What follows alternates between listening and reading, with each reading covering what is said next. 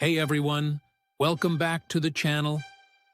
If you're new here, I'm History's Mysteries, and this is where we uncover some of history's most fascinating mysteries.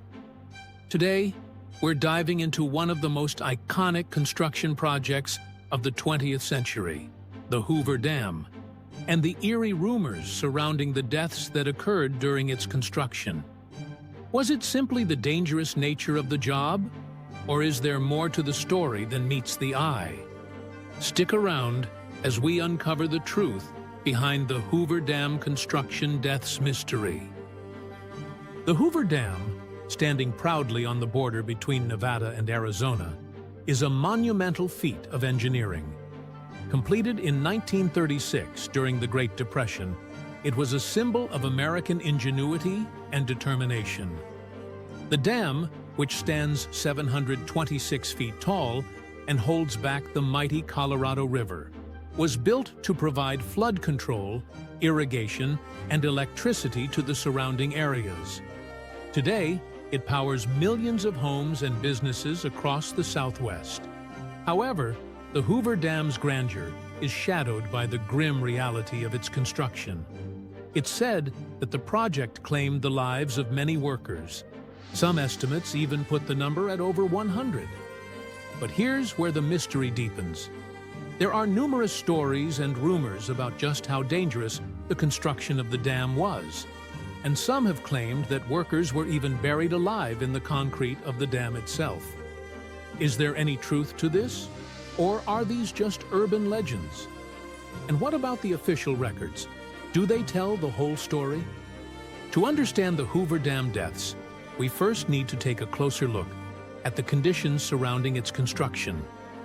Work on the dam began in 1931, right in the middle of the Great Depression. Thousands of desperate men flocked to the site, hoping for a chance at employment. The promise of steady pay was hard to resist, but the reality was far from glamorous. The working conditions were brutal.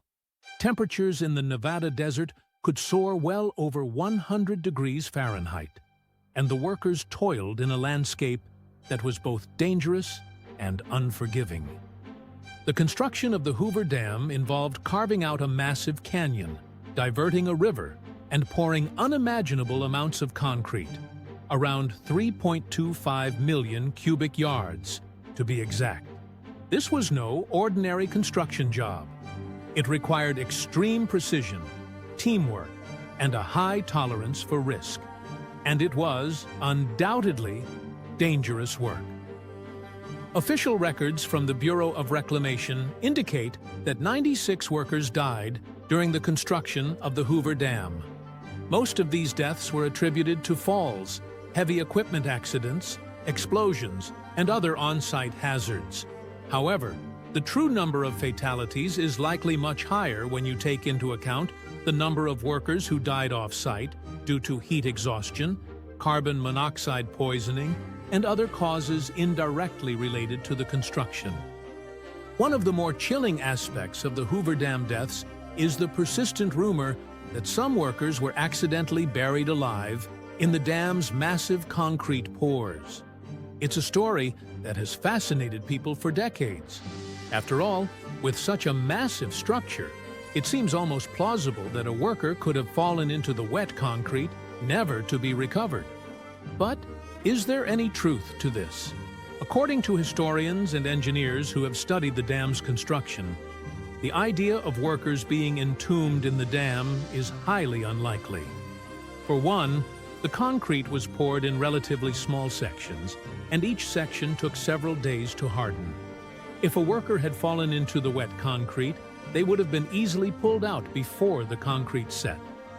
Furthermore, the records do not show any missing workers or unexplained disappearances during the time of the dam's construction.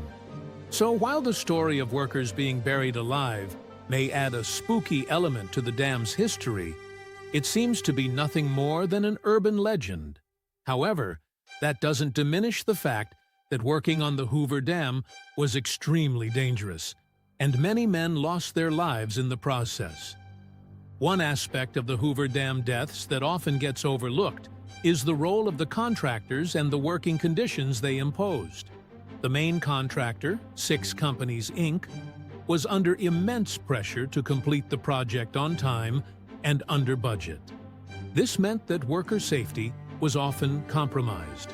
For example, many workers had to endure long hours of back-breaking labor in extreme heat, and personal protective equipment was virtually non-existent by today's standards.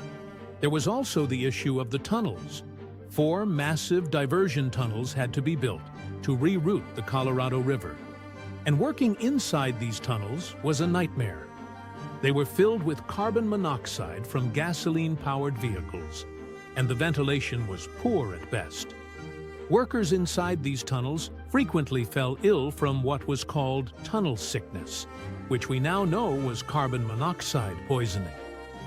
This brings us to another grim aspect of the Hoover Dam's construction deaths. The official cause of death for many workers was listed as pneumonia. However, many believe that this was actually a cover-up for carbon monoxide poisoning. Pneumonia was a more socially acceptable explanation at the time, and it allowed the contractors to avoid responsibility for the dangerous conditions inside the tunnels. If this theory is true, it means that many more men may have died from their work on the dam than the official records indicate. Another eerie detail that adds to the Hoover Dam's mystique is the fact that the very first and very last deaths associated with the project were eerily linked. The first death occurred in 1922, when J.G. Tierney, a surveyor, drowned while scouting locations for the dam.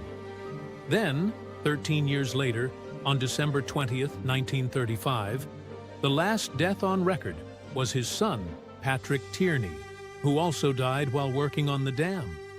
The strange coincidence of father and son dying in the same project, years apart, has only added to the Hoover Dam's eerie reputation. Despite the tragedies that marked its construction, the Hoover Dam stands today as a testament to human determination and engineering prowess. It transformed the American Southwest and remains a critical piece of infrastructure to this day. But the mystery surrounding the deaths of those who helped build it, whether officially recorded or hidden in the annals of history, remains a haunting reminder of the sacrifices made in the name of progress. So, what do you think?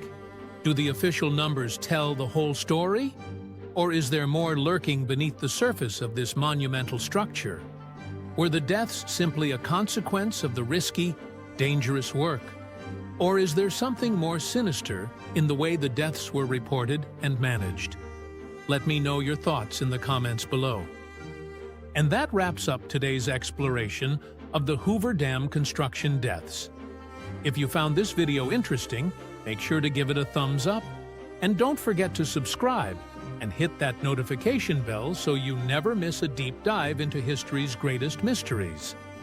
Thanks for watching, and I'll see you in the next one.